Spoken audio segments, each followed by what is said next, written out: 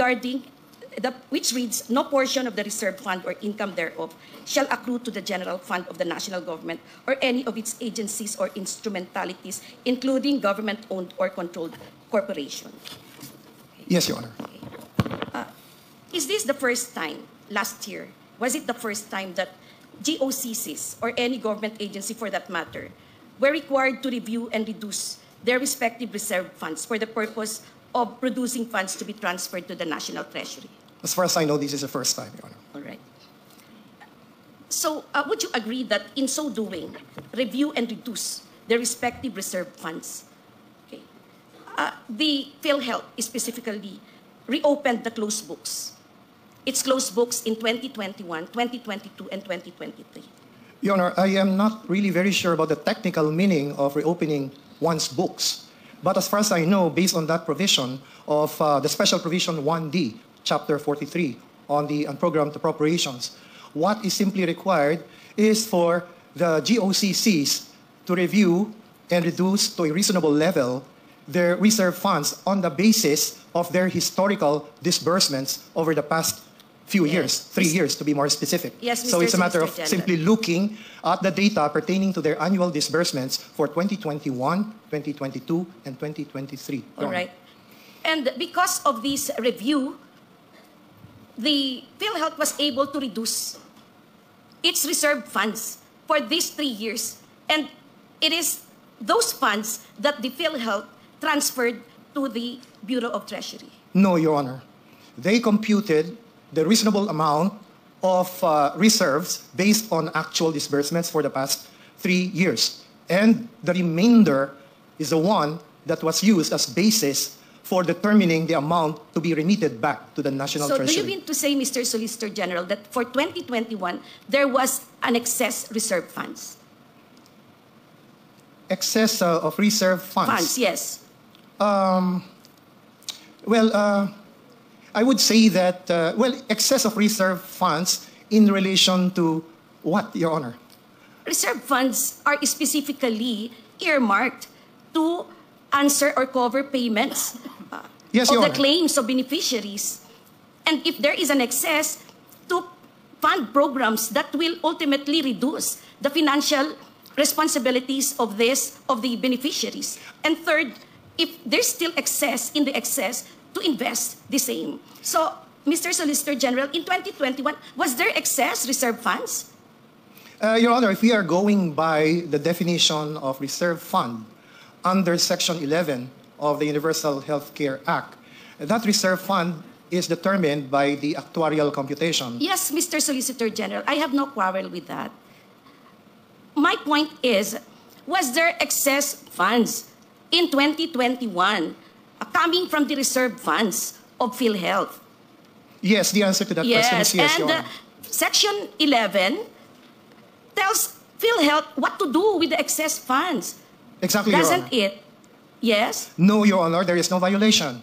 Because that responsibility on the part of Philhealth to make use of any excess over the reserve fund for the twin purposes of increasing benefit packages and reducing the contributions from the members is something that can be implemented within the period of 10 years. It's not something that has to be implemented immediately. So in other words, even if we have that special provision 1D, it does not mean that the obligations of Philhealth to spend the excess over its reserve fund has been abandoned, because that is something that can be complied with at some future time. It's a 10-year period of implementation, Your Honor. This is the sixth year. Yes, Your Honor. So you have not started with the programs yet, because according to you, the excess funds may be devoted for other purposes. Because anyway, the timeline is 10 years. No, Your Honor, there is no inconsistency, because as we speak, Philhealth has been increasing its benefit packages even before Special Provision 1D came into effect, and more so after that provision, special provision, was enacted as part of the unprogrammed appropriations. Yes, Mr. We have seen a General. slew of benefit increases over the past several months, Your Honor. Several months, not only. Several months only.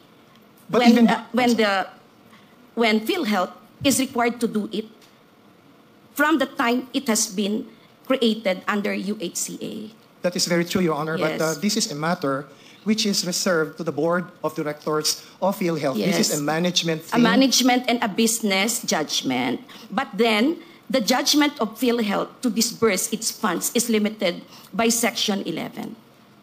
That reserve funds, as it is named, is reserved and cannot be subject to the discretion of PhilHealth to be used for another purpose. We are referring, Your Honor, to the excess over the reserve fund. Yes, but the excess is also subject to the provision of Section 11. And Section 11 mentions the purposes for which this excess should have been used. Yes, Your Honor. Let me discuss the second purpose, which is to reduce the contributions of the members. In our opinion, Your Honor, that is something that PhilHealth itself cannot do at the moment. There is no mechanism provided under the Universal Healthcare Act that would authorize the reduction at this time of the contributions from the members. What we see in the Universal Healthcare is a schedule of the premium rates from 2019 down to 2025. But after 2025, there's nothing there. And there is neither any provision for a reduction of the contributions rates, the premium rates. So it is our opinion, Your Honor, that legislative action is necessary to bring down the contribution premium rates. Right? That is your opinion, Mr. Solicitor General. Yes, Your Honor. Yes. But this court's, my reading is this. This is self-executing. And it is PhilHealth that must execute it because the law is in place already. All right.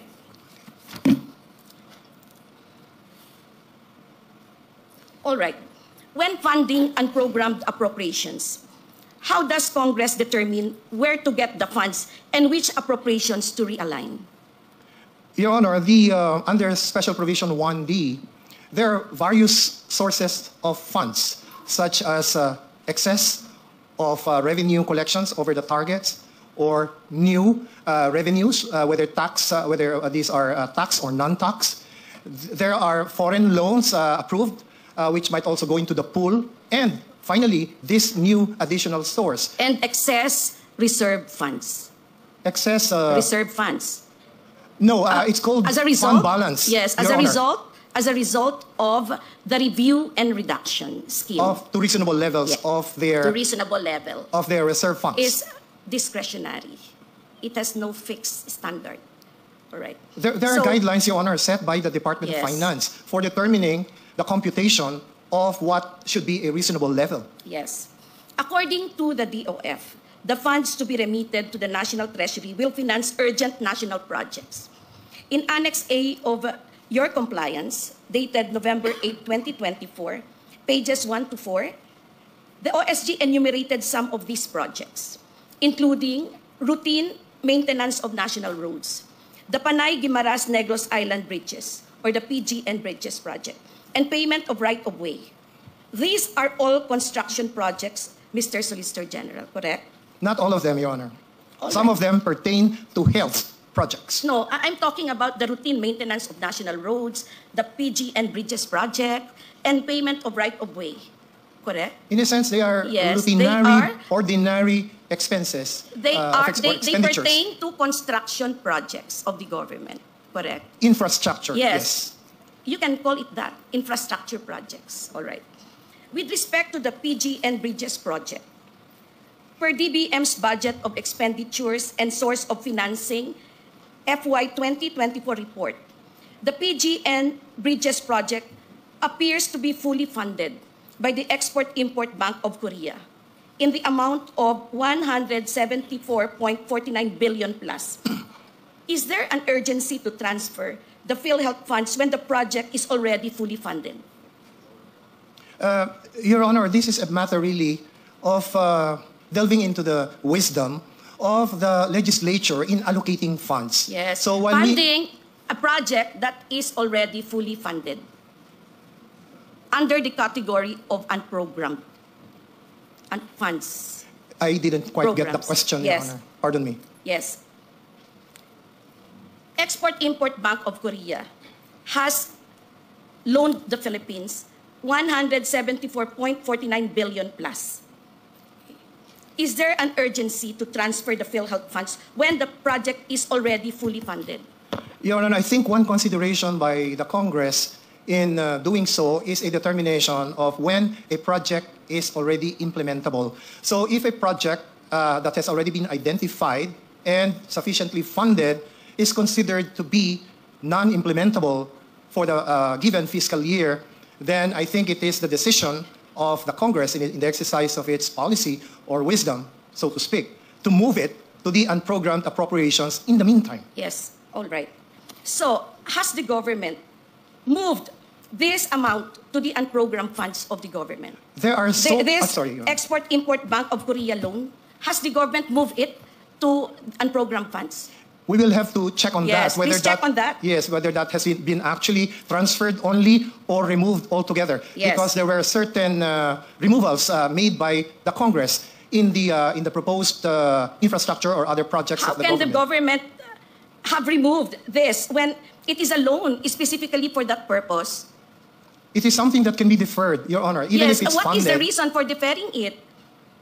Your Honor, I cannot speculate on the Correct. reasons of the I go congressman. now, yes, to my next question. Has the government spent even a single centavo from that loan, considering that the project has not even started? Well, there is nothing to spend for if the project has not even started, Your So Honor. where is the money? The money went presumably to the National Treasury for the purpose of using it for projects and programs under the unprogrammed So we have appropriations. unused funds for the project, and yet we still got money from PhilHealth to supplement this fund that has been unused for years.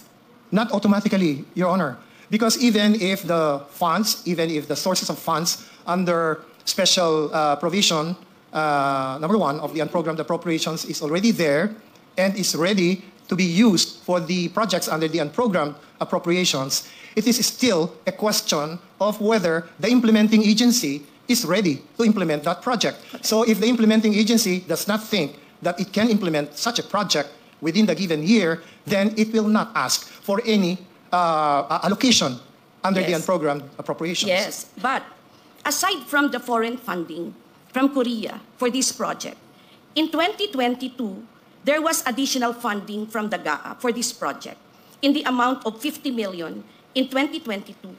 In 2023, another 57 million. This is over and above the Korea Export-Import Bank of Korea loan. Where did this money go when the project has not even started? We will check on that, Your Honor, because that is a very specific project which we have not really examined. Yes, We're please looking do at that. the totality of all the projects that were defunded or where the allocations had been reduced and or some projects that had actually been removed from the program appropriations under the NEP and which may have found themselves in the unprogrammed appropriations. Yes, Mr. Solicitor General. And based on the special allotment release order, the use of funds for the PGN Bridge project is released on a quarterly basis, showing that the payment of funds is done in phases. More, based on the press release of the local government of Iloilo on the project timeline, the construction period for Section A, which is the 13-kilometer Panay-Guimaras project, is from a third quarter of 2025 up to the fourth quarter of 2028. Given these premises, what is the urgency of remitting the subject funds if the construction of the PGN Bridges project has already been funded and has yet to start in 2025? Your Honor, the urgency is on the use of these available funds for all the projects listed under the unprogrammed appropriations. There are so many of them. I think 57 different Yes, purposes. and it's one of them. And it's one of them. And it shows that it has had multiple fundings. All right. On maintenance of national roads, which national roads are we referring to? Your Honor, we can refer to the SARO released by the Department of Budget and Management to determine which particular projects had already availed themselves of funding from the provisions of special So there are no provision. specific national roads that are covered by the unprogrammed funds. Your Honor, what is stated under the unprogrammed appropriations are purposes. Purposes, not specific particular project. Correct. Now, it depends on the implementing agency to determine which specific road project it wants to be implemented using the funds available from Special Provision 1B. Yes, thank you for that, Mr. Solicitor General.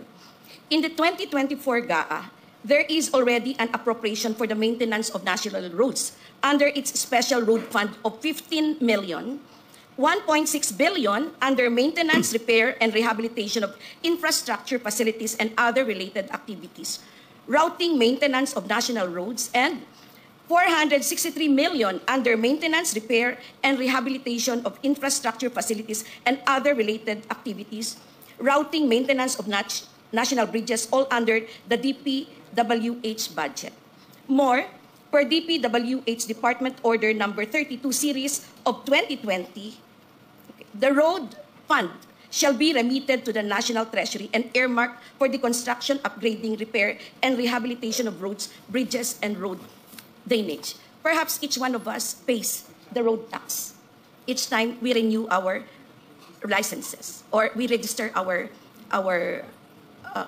cars. Considering all these fundings, why is there a need to get additional funds from Philhealth for the same road maintenance under the category of unprogrammed appropriations? Your Honor, as I have explained earlier, during the deliberations of the budget, on the budget by the Congress, they determine whether some or a few or several of the projects identified by the proponent agency are something that can be implemented within the given fiscal year. So I cannot speculate, but I can only think of the reason that they may remove some of these specific projects identified in their belief that they cannot be implemented anyway or can wait until some future time, and therefore they remove them from the programmed appropriations. Programmed appropriations, what I understand is this. There are already programmed appropriations, but in addition, unprogrammed funds were also sourced out from GOCCs.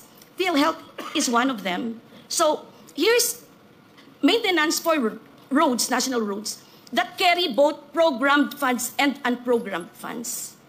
All right. Now, let's go to the payment of right-of-way. Of course, as Solicitor General, you wouldn't know how many properties the government is projecting to pay for, right? Yes, Your Honor. But under the 2024 GAA, DPWH was granted 2.5 billion for payment of right-of-way. So why is there a need to tap Philhealth funds for payment of right-of-way? Your Honor, let me just clarify that we are not referring solely to Philhealth funds. I mean, the remainder of... Correct. We are referring to a pool yes, of funds. I'm aware of that, Mr. Solicitor General. But it is a fact that money was taken, billions, in fact, 89 billion, although a little was restrained by the government, by the Supreme Court. So that's the fact, that billions of pesos were taken from the reserve funds of Philhealth. What? For the construction of a bridge that has not even started and that has been funded many times over, and a right-of-way that is already funded by billions, and then maintenance of the roads that is already funded by billions under the GAA.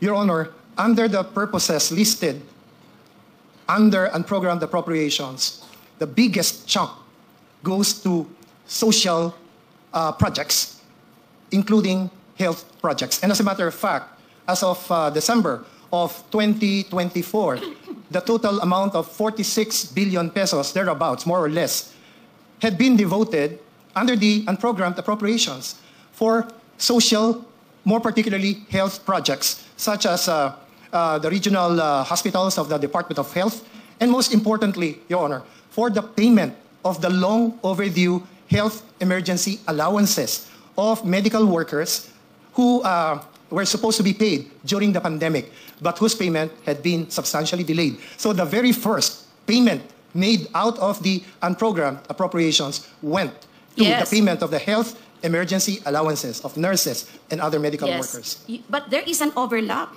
between this general purpose for unprogrammed funds on one hand and the special purpose for which Philhealth funds have been constituted. Right. Now, the other projects funded from the GOCCs, including Philhealth, include management and supervision of comprehensive peace process, payment of personnel benefits, priority social programs for health, social welfare and development, higher education, and technical and vocational education, revised AFP modernization program, pension and gratuity fund, financial subsidy for purchase of photovoltaic mainstreaming for rural electrification. Now, may I ask, which comprehensive peace process does this refer to?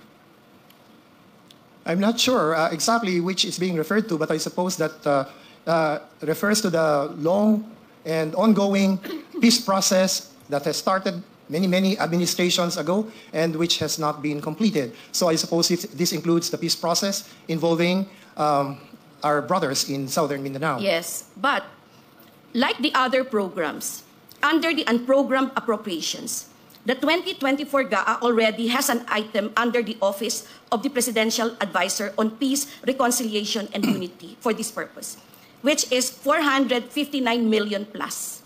We're flashing it on the screen. What is the need for additional 688 million plus budget under the unprogrammed appropriations? Is the peace process part of the mandate of Philhealth? Again, Your Honor, I cannot speculate why Congress put such a project under the unprogrammed appropriations. Precisely, we are here, okay, Yes, Your Honor, but to evaluate whether the assignment of this item, the inclusion, is proper. Is it valid? Is it constitutional? Your Honor, it's just a list. The matter of actual availment will have to be determined by the implementing agency. Yes, but because of that list, 89 billion funds of the PhilHealth, minus the last remittance, was transferred to the National Treasury. Your Honor, again, this is a matter which should be addressed to the wisdom and the policy of the legislature. So I believe, will not be in a position to say that a certain appropriation is right or wrong or proper or improper. Yes. We have to rely on the wisdom of the people who represent us. A political question. In that Except sense, only yes. if it is tainted with grave abuse of discretion. Exactly, Your Honor. All right. What about the personnel benefits? The amounts needed to implement the salary adjustments of the national government agencies shall be charged from the respective agencies' budgets per National Budget Circular number 591 of the DBM. Why is this item charged against PhilHealth and categorized as unprogrammed? There is an existing appropriation for that under the program appropriations, Your Honor. But in addition, or probably in substitution of a part of the amount already allocated in the programmed appropriations, Congress deemed it proper to include as a standby this particular item if funds would be available to support it. Standby, but the reserve funds is not just standby. All right. Now, meanwhile, for priority social programs for health, the DOH budget under the 2024 GAA already includes 28 billion plus for the implementation of health facilities and enhancement program, and 58 billion plus for medical assistance for indigent and financially incapacitated patients. How are these different from the priority social programs for health under the unprogrammed appropriations? Your Honor, as I have explained earlier, during the process of budget deliberations, Congress might have removed or reduced the allocation for certain health projects, DOH projects, for in consideration probably of the reason that these are not implementation ready. So let's just put it on standby under the unprogrammed appropriations. And when there are funds to support them, then we will implement funds standby means it may or may not be used. Yes, Your Honor. Yes. But the reserve funds will always be used because people get sick and they need funds for their medicines, hospital expenses. And the hospitals and doctors also have to receive the reimbursement for their expenses. Otherwise, the quality of service to our Filipino people will suffer.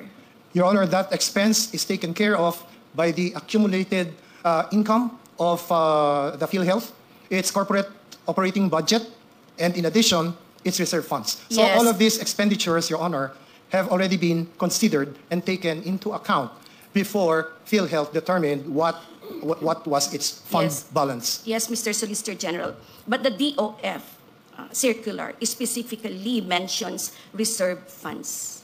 Fund balance, Your Honor, not reserve fund. That is what you use later. But what is in the circular itself. Fund balance, Okay. not reserve fund. Yes, fund balance, reserve funds, we can call it another name. Yeah, but it is our Yes. position that they are different concepts, Your Honor. Fund balance from where? From the accumulated benefits.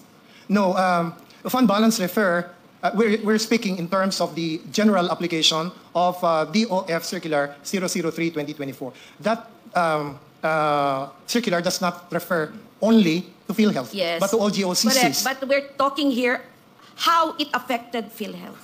In the case of PhilHealth, Your Honor, there was this directive by the Congress in the exercise of its legislative powers and its power to appropriate to review and reduce PhilHealth's reserve fund on the basis of its historical expenses. Correct. So we're speaking And of the reserve remainder- funds. We're speaking of reserve funds. Yes, Your Honor. Yes. But it's the remainder. The remainder ones- of the reserve funds. Then we go back to Section 11. All right. Anyway, thank you for that. My last question is this. For the AFP modernization program, based on research, 25 billion was allotted for this under the 2020 GAA, 27 billion under the 2021 GAA, 29 billion and 50 million under the 2022 GAA, but no similar item under the 2023 and 2024 GAAs. Yet, Republic Act number 10349 extended the AFP modernization program for another 15 years, that is until 2027. In short, this expense is predictable. So why was it placed under the unprogrammed appropriations in 2023 and 2024 GAA? Again, Your Honor, we cannot speculate Yes. on the reasons, The wisdom. on the wisdom of Congress in postponing or deferring certain And expenditures. reclassifying these funds, though predictable, from programmed to unprogrammed. All right. Mr. Solicitor General, thank you. You have all my respect. Thank you, Your